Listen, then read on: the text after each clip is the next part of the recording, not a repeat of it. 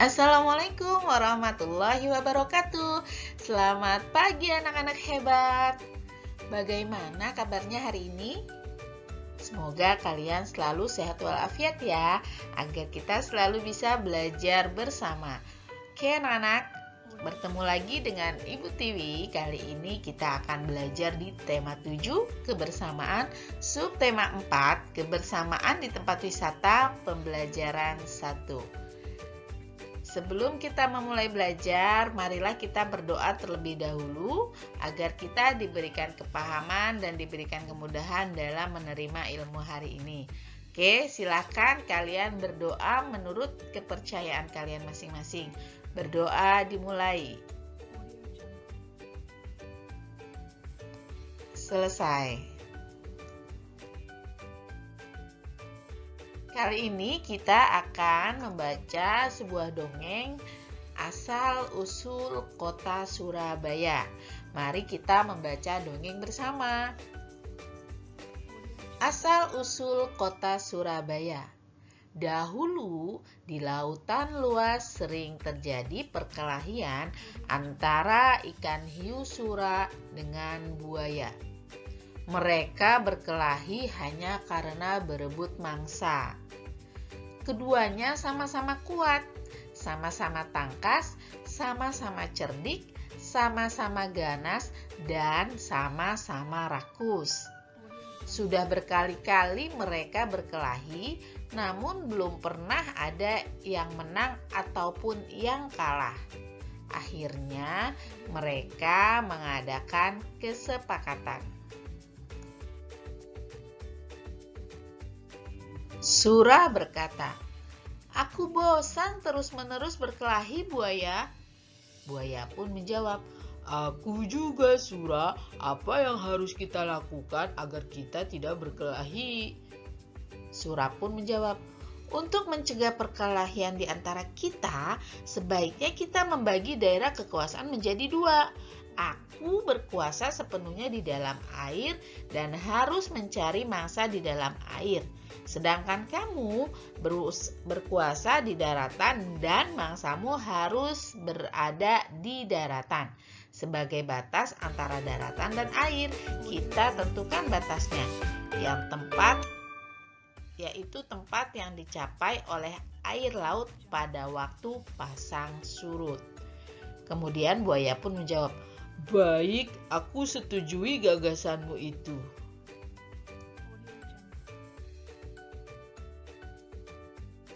Dengan adanya pembagian wilayah kekuasaan, maka tidak ada lagi perkelahian antara Sura dan buaya.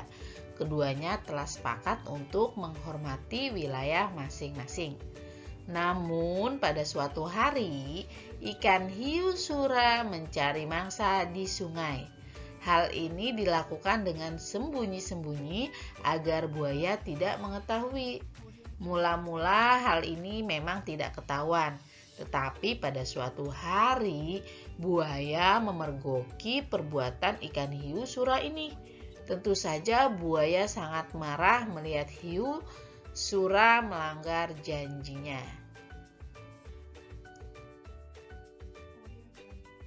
Buaya berkata, "Hai Sura, mengapa kamu melanggar peraturan yang telah kita sepakati berdua? Mengapa kamu berani memasuki sungai yang merupakan wilayah kesukaanku?" Kemudian Sura menjawab, "Aku melanggar kesepakatan. Bukankah sungai ini berair? Bukankah aku sudah bilang bahwa aku adalah penguasa di air?" Kemudian buaya menjawab, "Apa? Sungai itu tempatnya di darat, sedangkan daerah kekuasaanmu ada di laut. Berarti sungai itu adalah daerah kekuasaanku." Kemudian Sura menjawab, "Tidak bisa. Aku kan tidak pernah bilang kalau di air itu hanya air laut, tetapi juga air sungai." Kemudian buaya berkata lagi, "Kau sengaja mencari gara-gara, Sura?" Sura pun menjawab, "Tidak, kukira alasanku cukup kuat dan aku memang di pihak yang benar." Kemudian buaya pun berkata kembali, Kau sengaja mengakaliku. Aku tidak sebodoh yang kau kira. Kemudian si Sura menjawab, aku tidak peduli kau bodoh atau pintar. Yang penting air sungai dan air laut adalah kekuasaanku. Karena tidak ada yang mau mengalah, maka pertempuran sengit antara ikan hiu sura dan buaya terjadi lagi. Pertarungan kali ini semakin seru dan dahsyat. Buaya mendapatkan gigitan hiu sura di pangkal ekornya sebelah kanan. Selanjutnya, ekornya itu terpaksa selalu membengkok ke kiri. Sementara ikan sura juga tergigit ekornya hingga hampir putus. Lalu ikan sura kembali ke lautan. Buaya puas telah dapat mempertahankan daerahnya. Pertarungan antara ikan hiu yang bernama Sura dan buaya ini sangat berkesan di hati masyarakat Surabaya. Oleh karena itu, nama Surabaya selalu dikait-kaitkan dengan peristiwa ini. Dari peristiwa inilah kemudian dibuat lambang kota Surabaya, yaitu gambar ikan sura dan buaya.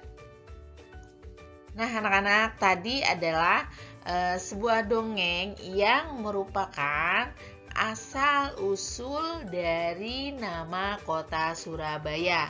Ternyata nama kota Surabaya ini diambil dari kisah ikan hiu sura dan buaya. Nah, nilai apa yang bisa kalian petik dari dongeng ini? Iya, betul.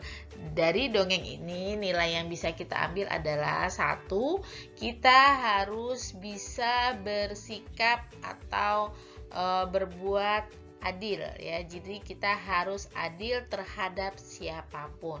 Kemudian yang kedua adalah kita tidak boleh mengingkari janji atau kesepakatan. Nah, kemudian kita juga harus menjadi manusia yang tidak boleh rakus. Oke, anak-anak, bisa dicerna ya nilai-nilai yang terkandung di dalam dongeng ikan hiu sura dan buaya. Tadi kita membaca bersama dongeng asal-usul kota Surabaya. Sekarang kalian mengerjakan latihan soal yang berkaitan dengan dongeng tersebut. Silakan kalian kerjakan soal berikut di buku tulis. Hiu sura dan buaya sepakat membagi 2 wilayah. Bagian laut wilayah sura, darat wilayah buaya. Nah, di sini kita bisa lihat gambar ketika mereka belum membuat kesepakatan. Jadi di sini wilayah belum disepakati, mereka masih bersatu dalam satu lingkungan ya.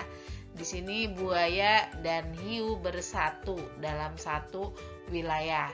Nah, setelah terjadi perkelahian terus-menerus, mereka membuat kesepakatan. Jadi mereka membagi wilayah dengan batasan-batasan yang sudah disebutkan di dalam dongeng tersebut. Nah, di sini kita lihat buaya memiliki wilayah sendiri dan hiu memiliki wilayah sendiri. Nah, wilayah yang tadinya mereka tinggali bersama, mereka bagi 2. Jadi di sini membentuk pecahan 1/2, masing-masing mendapatkan wilayah 1/2. Kenapa 1/2? Karena satu wilayah dibagi menjadi 2. Jadi di sini wilayah buaya adalah setengah bagian yang dilambangkan dengan 1/2. Dan wilayah hiu sura adalah setengah bagian yang dilambangkan dengan 1/2.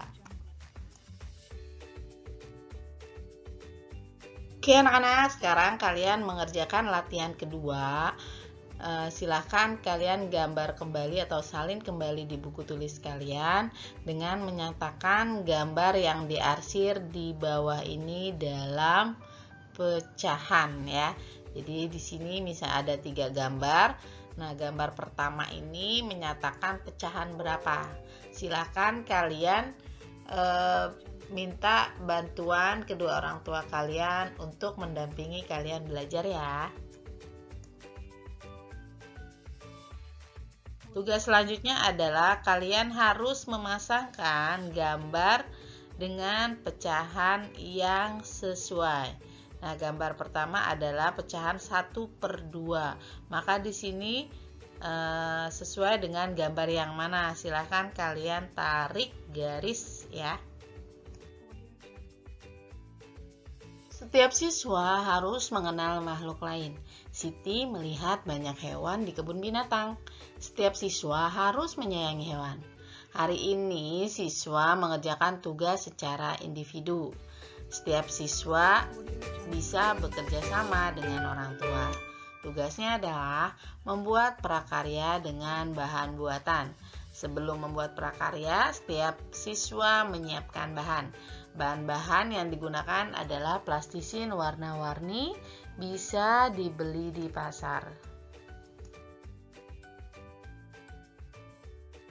Buatlah kreasi buaya dari plastisin. Alatnya adalah plastisin dan alas. Alasnya bisa berupa triplek atau kardus.